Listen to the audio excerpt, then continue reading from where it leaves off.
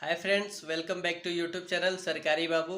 तो आज इस इंफॉर्मेशन के साथ हम लोग बात करने वाले हैं कि जो लोग कैटेगरी 2 के कैंडिडेट थे जो कि बार्क में ऑलरेडी फाइनल सेलेक्टेड हुए थे, तो उनका 20 तारीख को रिपोर्टिंग टाइम था मेडिकल के लिए और डीवी के लिए। तो वो लोग गए हुए थे, मेरे फ्रेंड्स ही हैं, और वो लोग अपने जितने भी चीज़ें थे तो उन्होंने हमने मेरे साथ शेयर किया, तो उन सभी चीज़ों को आपके साथ शेयर करके आपके डाउट को सभी को क्लियर करने वाले हैं।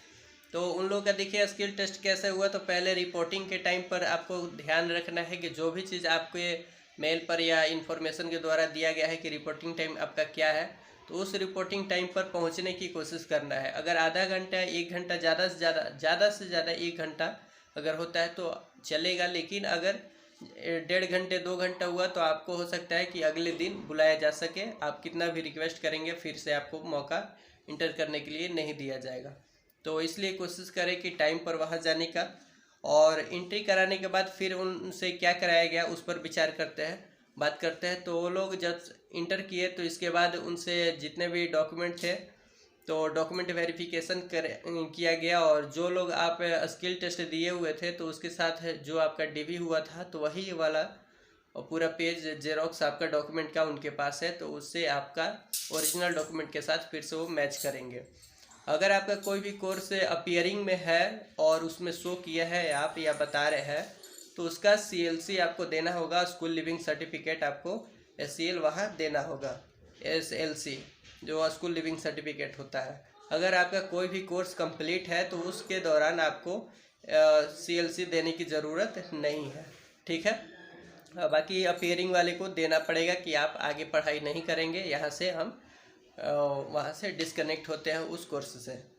बाकी डॉक्यूमेंट में आपको अलग से क्या लेके जाना है तो आपको, ठीक है, OBC अगर फॉर्मेट में बन गया है तो ठीक है, नहीं तो OBC फॉर्मेट का उतना वहाँ आवश्यकता नहीं है, वो लोग मांग नहीं कर रहे हैं जो OBC बार के फॉर्मेट में बनवाना है। जो लोग बनवा लिए हैं तो अच्छी बात है, ठीक है। बाकी सभी कैंडिडेट का एक और प्रॉब्लम आ रहा है कि अटेस्टेशन फॉर्म में जैसे स्कूल का एड्रेस और आपका स्टार्टिंग या इंटरिंग डेट फिलअप करना है और स्कूल का लिविंग डेट फिलअप करना है। तो उसमें स्टार्टिंग डेट में अगर 10th जैसे कि 1 साल का होता है, तो इसमें ऐसा नहीं है कि स्टार्टिंग डेट आप इंटरिंग डेट लिख दिए एडमिशन का डेट, और लिविंग में आप पासिंग डेट लिखेंगे जो आपके सर्टिफिकेट पे है या जो अब आपने पास किया है। तो ऐसा नहीं करना है। लिविंग में मतलब है कि आपने कब स्कूल छोड़ा है। जैसे 10th 1 साल का होता है तो आपका टोटल जो स्टार्टिंग से लेकर है और लिविंग तो 1 साल का होना चाहिए। जैसे कि मैक्सिमम स्कूलों में ये होता है कि 1 अप्रैल जैसे 2010 में किसी ने मैट्रिक पास आउट किया तो इंटरिंग डेट में लिखेंगे कि 1 अप्रैल 2010, और लिविंग डेट में लिखेंगे स्कूल लिविंग डेट में 31 मार्च 2010। जैसे 1 साल पूरा कंप्लीट आपका हो जाएगा। अगर ITI की बात कर ले तो ITI में स्टार्टिंग डेट में यानी इंटरिंग डेट में आपको क्या लिखना है। जैसे कि जो ITI का सेशन होता है अगस्त से चालू होता है, तो अगस्त जैसे 2017 में किसी ने एडमिशन लिया तो अगस्त 2017, या डेट भी लिख सकते हैं कि 1 अगस्त 2017। और लिविंग डेट में लिखेंगे जैसे 2 साल का ITI होता है तो 19 में कंप्लीट होगा, तो अगस्त के बाद आपका पहले जुलाई आ जाएगा। फिर लिविंग में क्या आ जाएगा तो जुलाई 31 जुलाई 2019 आ जाएगा, ठीक है। तो इस तरह से स्कूल में लिविंग डेट में फिलअप करना है। ये ऐसा नहीं है कि आपको पासिंग ईयर उसमें डाल देना है। और बाकी सारे जो भी आपका क्वालिफिकेशन का डॉक्यूमेंट है सभी को ओरिजिनल कॉपी ले लेना है, एक सेट आपका जेरोक्स ले लेना है, आधार कार्ड पैन कार्ड सभी चीज़ें। और आपका पुराना वाला OBC होना चाहिए। मैंने पहले भी बताया था कि किस तरह से आपको क्या करना है। अगर पुराना वाला नहीं है, स्टेट वाला भी है तो ठीक है, और न्यू आपका बाकी 2024 के सेंटर वाला OBC चाहिए, कास्ट सर्टिफिकेट चाहिए। इसके बाद हम आते हैं एग्रीमेंट और ये जो सिग्नेचर मुहर है। तो एग्रीमेंट पर देखिए साइन जो और मुहर जो फ्रंट पेज पर मैं बोला था पिछले वाले वीडियो में कि आपको लगाना है, तो आप लगाइएगा, ठीक है। और वहाँ बोला भी गया है, लेकिन कुछ लोग अगर वहाँ नहीं लगा के जा रहे हैं तो उस तरह के ज़्यादा परेशानी नहीं हो रहा है कि ये मैंडेटरी है। और कुछ लोग क्या किए थे कि वो बोल रहे थे कि मैंने गेजेटेड ऑफिसर के पास गया, वहाँ वो लोग साइन मुहर नहीं कर रहे हैं, परेशानी है बहुत। तो इसी को लेकर गए हुए थे तो उन्हें बोला गया कि आपका मतलब एक्सेप्ट नहीं किया जाएगा। तो उनका डीवी तो किया गया, मेडिकल तो किया गया, लेकिन उनको ये बोला गया कि आप श्योरिटी बॉन्ड और एग्रीमेंट जब तक जमा नहीं करेंगे आपका ज्वाइनिंग नहीं होगा। तो कोशिश कीजिए कि वो सभी चीज़ें डॉक्यूमेंट को रेडी करके किसी हर हालत में प्रार्थना करके रिक्वेस्ट करके गैजेटेड ऑफिसर से या जैसे भी आप लोग साइन मुहर करा करके लेके जाइए, ताकि आपको बार बार घर से आना जाना ना पड़े, आपको परेशानी ना हो। और इसके बाद अगर कुछ गलत हो जाता है तो जैसे अटेस्टेशन और एसएसक्यू है, तो ये दोनों आपको ऑनलाइन फिलअप करवा करके प्रिंट करना है। अगर उसमें किसी भी प्रकार की दिक्कत हो जाता है तो फिर वहाँ आपको टाइम दिया जाएगा सुधारने के लिए। बाई पेन आप सुधार कर सकते हैं, ज़्यादा गलती करने की कोशिश नहीं करना है। और कुछ लोग अगर उसको प्रिंट करा करके जैसे और फॉर्मेट को इसके बाद पेन से फिलअप करके लेकर के गए थे, तो उन्हें फिर से ऑनलाइन फिलअप करवा करके प्रिंट कराया जा रहा था। तो बहुत ज़्यादा परेशानी हो रहा है। तो जिस तरह से इंस्ट्रक्शंस में दिया गया है उसी चीज़ को फॉलो करने की कोशिश करना है जहाँ तक हो सके, और अपना ज़्यादा दिमाग नहीं लगाना है। बाकी फ़ोटो को किस पर चिपकाना है तो मैंने पहले भी बताया था कि आपका अटेस्टेशन फॉर्म था और एसएसक्यू दोनों पर फोटो का 5x7 का जो है या आपका A4 साइज़ का है उस पर चिपका देना है, और उस पर वेरीफाई करवा लेना है मुहर और स्टैम्प से जो भी है, और बाकी साइन उस पर करा लेना है।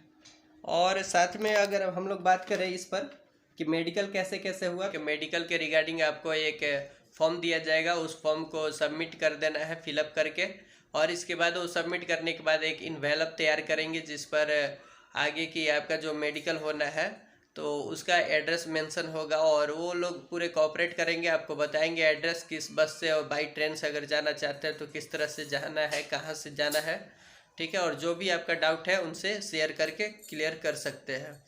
और यही है कि बाकी आपको इन्वेलप देने के बाद वहाँ जाना होगा और अपने मेडिकल को टेस्ट करा लेना होगा। और उस दिन अगर 20 तारीख को बहुत सारे कैंडिडेट गए थे तो उनका उस दिन मेडिकल नहीं कराया गया। अगले दिन बोला गया कि कुछ लोग 21 को आइए, और फिर 22 को संडे पड़ रहा था तो फिर 23 को बुलाया गया है। तो आपके लक पे डिपेंड करता है कि आपको कितने दिन में मेडिकल कंप्लीट हो जाएगा।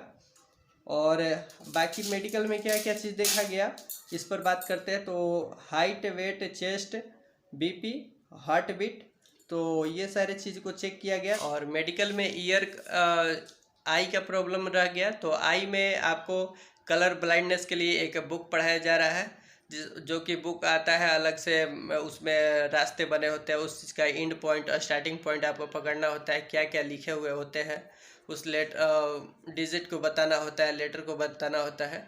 और बाकी आपके आई के लेवल को चेक किया जा रहा है कि 6/6 है या 6 कुछ और है। तो उसमें अगर थोड़ा आपका ऊपर नीचे होता है तो फिर भी चलेगा, ज़्यादा घबराने की ज़रूरत नहीं है। इन सभी चीज़ों को चेक करने के लिए अलग एड्रेस पे बुलाया गया था। बाकी इंटरनल डिफेक्ट को चेक करने के लिए जैसे ब्लड से होता है और यूरिन से होता है, तो और बाकी चेस्ट का एक्सरे किया गया। तो ये सारी चीज़ों को करने के लिए अलग एड्रेस पर भी भेजा जा रहा था। तो आपको अलग थोड़ा से परेशानी होगी आने जाने में, तो उस चीज़ को फॉलो करना है। बाकी ईसीजी का बात है तो ईसीजी का चेकअप नहीं हो रहा है, और अपने बॉडी को कोशिश करना है कि साफ़ सुथरा करके जाना है वहाँ। और ईयर का जो भी है डिफेक्ट, तो सारी चीज़ों को देखा जा रहा है, जैसे आपका साफ़ सफाई होना चाहिए, आपको लाइट जला करके ईयर में देखा जा रहा है। तो ये सारी चीज़ें हैं मेडिकल के रिगार्डिंग, और आपको बिल्कुल नॉर्मल रहना है, ज़्यादा पैनिक नहीं होना है, टेंशन में नहीं रहना है, नहीं तो आपका हो सकता है रिपोर्ट कुछ उल्टा सीधा भी आ सकता है, ठीक है। तो बाकी आपको सभी आगे की कैसे कैसे क्या करना है सब कुछ गाइड कर रहे हैं, सब कुछ पूरे अच्छे से सलाह दे रहे हैं। और जो भी आपको दिक्कत हो रहा है तो कुछ भी चीज़ शेयर करके पूछ सकते हैं, गलती नहीं करना है, गलती करने से पहले अपने डाउट को क्लियर कर लेना है उनके माध्यम से, और पूरी तरह से कोऑपरेट कर रहे हैं। और बाकी सारे चीज़ को मैंने बता ही दिया कि अटेस्टेशन और एसएसक्यू को कोशिश करना प्रिंट करा करके लेके जाना है, और इसके बाद मतलब पहले फिल करके इसके बाद प्रिंट कराना है, और जहाँ जहाँ आपको साइन मोहर की ज़रूरत है वहाँ इस तरह से कर लेना होगा। और बाकी चीज़ें सब कुछ तो क्लियर हो ही गया। आई होप ये सारी इन्फॉर्मेशन आपको हेल्प करेगी, और अपने टाइम के अकॉर्डिंग आपको रिपोर्टिंग के लिए चले जाना है, और 2-4 दिन बाद आपका ज्वाइनिंग करा लिया जाएगा। जैसे जिसको 20 तारीख को रिपोर्टिंग के लिए बुलाया गया था तो उनका ज्वाइनिंग 30 को फिक्स कर दिया गया है, और 30 तारीख को किसी तरह से आपको हर हाल में ज्वाइन करा लिया जाएगा। ठीक है, तो नेक्स्ट इन्फॉर्मेशन के साथ मिलते हैं, तब तक के लिए जय हिंद।